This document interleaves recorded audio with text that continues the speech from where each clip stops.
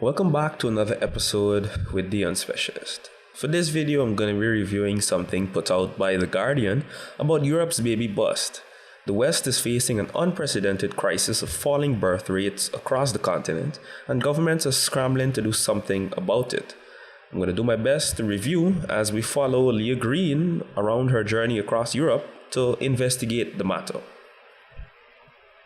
Infertility rates are up, and more people are delaying or deciding against becoming parents. Throughout this video, or this series in fact, you'll notice differing opinions on this particular issue. You'll see how different people rank it in their list of priorities of issues to focus on. And I think you'll want to pay attention to how opinions differ from urban to rural, young to old, or even across political lines. With that said, some people are happy that the culture is shifting to accept people being child-free. You can safely assume that cohort to be mainly comprised of progressive liberals, millennials, and Gen Z. And on the other hand, many consider this a departure from tradition. These would probably be the religious folk and conservatives, as there often is overlap, and other members of society deeply invested in stemming the tide of the demographic decline. Society is departing from traditional values, and that's another major conflict that we'll see throughout this video and the entire series. Traditional values versus modern values. As for the consequences, I find it interesting that they refer to them as bitter, but you'll see as we go along. Perhaps the biggest effect of the population decline is seen on the economies of the affected countries. And that's perhaps the most inescapable effect of the baby bust. At some point in time, everyone will have to deal with the economic consequences. For the first video, Leah focuses on Greece, where the government is so alarmed at the falling birth rates that they've resorted to paying families €2,000 for every child born. However, as the case often is with demographic trends, if you're starting to see large-scale negative effects in real life, it's too late to stop what's happening. Too late. 15 years too late. Of course, it's too little too late, and that's because in rural communities, they have bigger problems than not enough babies being born. The people are being given a financial incentive to have babies when they don't even have a financial incentive to stay in the community, much less stay and make babies.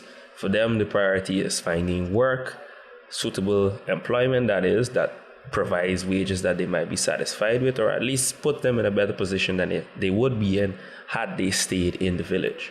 First, Leah stops in Arki, one of the Dodecanese islands, with only 50 permanent residents. As she walks into the school and talks to the teacher reveals that there's only one student and one teacher in the school. Leah responds to the news by saying, "Amazing," but amazing is the wrong word. That's insane. Imagine being the only student at your school. That means he's probably the only child that's a permanent resident on the island. The teacher goes on to explain to Leah that there used to be more than 100 inhabitants on the island, but they started to leave at some point to more urban areas or abroad, seeking more opportunities. On the island, there are no jobs and there's no doctor. So the conditions made it hard to develop and have children, so people just decided to leave. And there you have it. Just like I said earlier, there's no real reason for people to stay in the village. There's no jobs, no doctor. As she said, there isn't really any sort of development, so it's better for persons to go somewhere else to seek those things, seek those opportunities. Now, what's interesting about what she said is that she pretty much linked the lack of opportunities and development in the community to the migration, the out-migration, but also the low birth rate. So that begs the question, since these people are leaving for better opportunities and more resources, you would think that, okay, once they move to the cities and these places with more resources, they would have more children, right? Obviously not, as this is a continent-wide problem. So clearly this isn't the only factor. There's other things at play here that are influencing people's decisions to not have children or putting them in situations where it's difficult or impossible to have children. Christos, the only student, then tells Leah that his big dream in life is to leave the island and become a teacher. Wow. At just 11 years old, his big dream is to leave the island. And honestly, who can blame him? There's no opportunities for him there. And as sad as it may sound, his dream perfectly pictures the fate of many rural communities if the current trends continue. Even without knowing what's on the other side, he's willing to leave because whatever's there has to be better than the life he has on Arki. He's the only child, for Pete's sake. The situation on Arki proves that the government's $2,000 bonus is far from enough. This is why organizations like Hope Genesis have stepped in. I must say that this is a wholesome name for a nonprofit. The organization financially adopts struggling areas and tries to convince the women there to have as many babies as possible. Hope Genesis is funded by businesses and wealthy individuals who are concerned about the lack of Greek babies being born. Now, I wonder why businesses and wealthy individuals would be so invested in seeing more Greek babies being born. Before I give my opinions, let's see what they have to say about this. Next, Leah and Hope Genesis land on Lipsy, which is another island with a declining population. I don't know, man. I just had to freeze it here. Something about this looks like two villains in a Bond movie just on their way to an island. I don't know. There was a Bond film. Yeah, there was a Bond film in Greece. Just can't remember right now. If you guys do, just let me know down in the comments. Once again, small island, small population, and you may wonder, why would Hope Genesis focus on areas like this? Well, one possible explanation is that urban centers are already crowded, and these rural areas are where there is unoccupied housing, as you can actually observe in other European countries where there are villages that have become somewhat ghost towns. So that's one possible explanation. It could also be that these rural environments could produce more stable children. That's just a sort of a wild guess on my part. But I'm sure there are other reasons why they would focus on these rural areas, because as you can clearly see, they seem to be the areas hardest hit by this population decline. Founder of Hope Genesis, Dr. Stefanos Chandakas, explains to Leah that they're trying to convince women in a good way, quote unquote, to have more babies. Now, this isn't exactly a serious comment, but maybe the reason they're going to rural areas to tell the women to make babies is because there's no way urban women would listen, especially urban feminists. Dr. Chandakas also noted that first, Hope Genesis had to identify the root cause of the problem, which they initially believed to be cost. However, it turned out that insecurity, particularly in relation to safety of the pregnancy and having the child, was also an issue. Both are good points because generally the most common complaints are about how expensive children are, especially in urban areas. However, equally important are the concerns about safety during pregnancy. You'd expect these concerns to be more pronounced in areas where there's less access to healthcare, or more access to information about risks during pregnancy, or even propaganda that generates alarmism. Next, Leah talks to one of the women who benefited from the program. That woman shares that Hope Genesis handled everything throughout the pregnancy, from monthly medical trips to doctor's fees, and even the bureaucratic stuff like birth registration, essentially eliminating both the cost and safety concerns that most women would have. Leah also talks to another woman who has 3 children, with 2 of them birthed in the Hope Genesis program. She remarks, and I quote, "No children, no schools, no continue the island to have population," end quote. And that is a problem across Europe, the European Union in particular. In the same way we see countries like Greece are experiencing rural to urban migration, the EU is seeing migration from less developed to more developed countries, thanks in no small part to their free movement policy.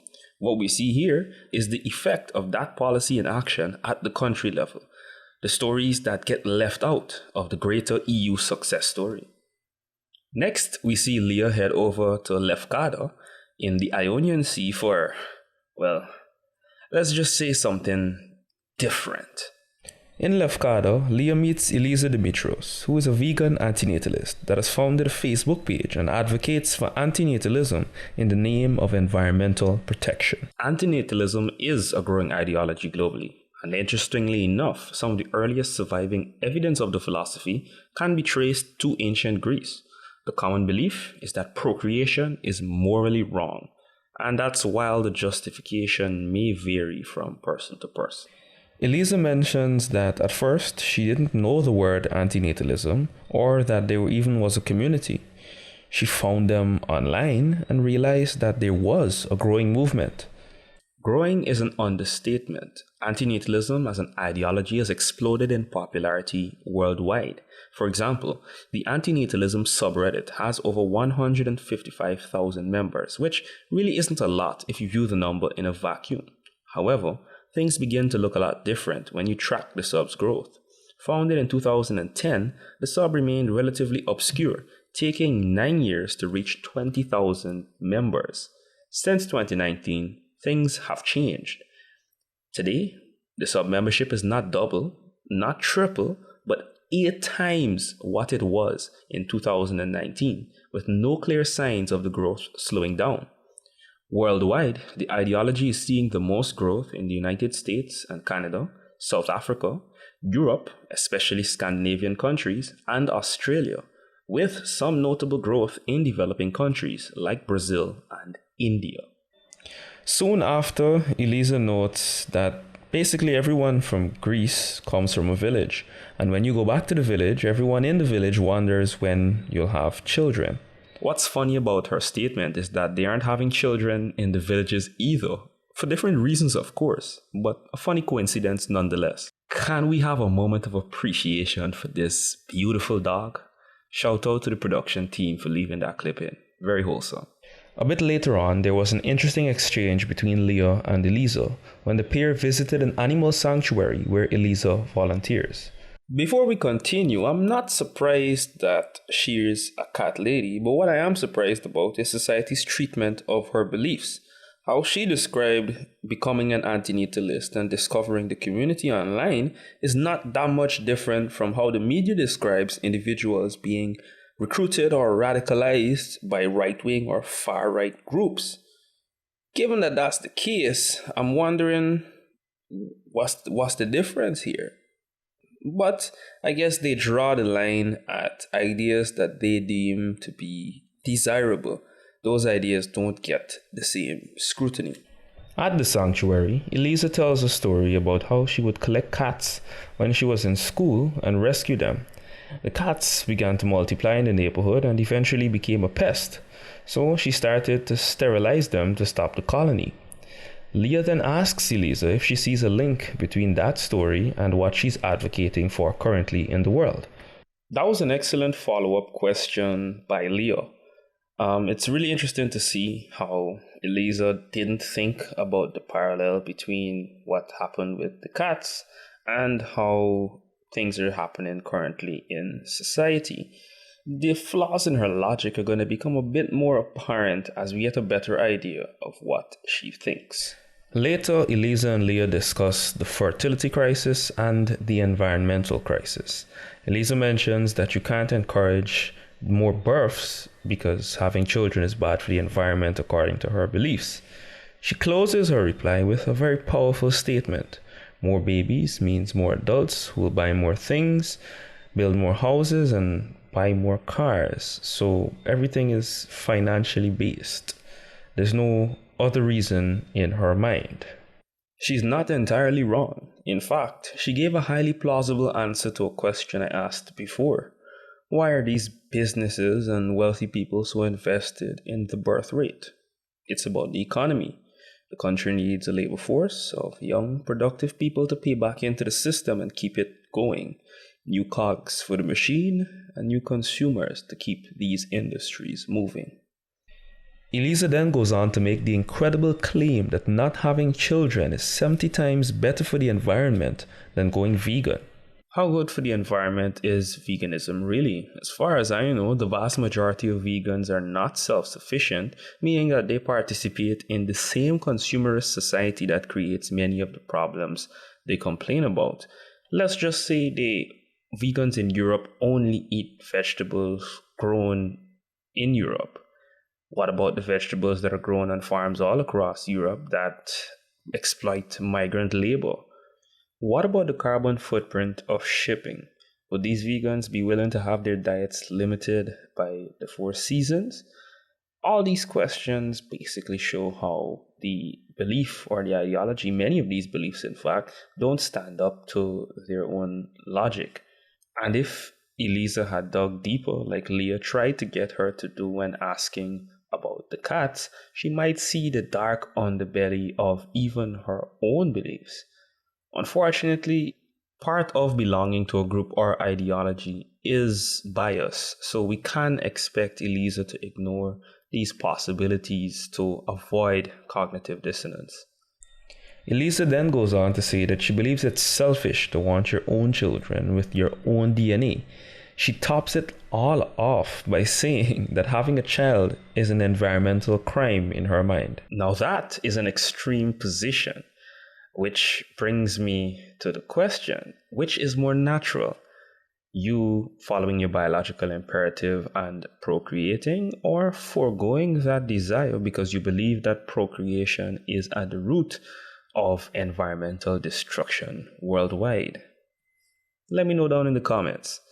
Elisa also expresses her frustration at the government's and Hope Genesis's efforts to boost the birth rate. She considers their viewpoints to be narrow, nationalistic, and inconsiderate of the wider world.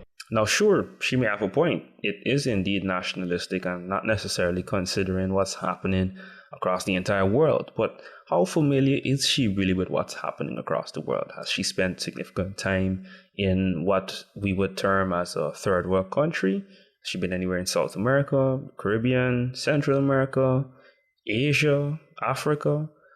Just to see how things are going in other economies, and maybe that might give her a bit of perspective. But before we even go that far, let's keep the focus on Greece. As I mentioned before, she's not a self-sufficient individual, as is made pretty evident by the lifestyle that she's currently living.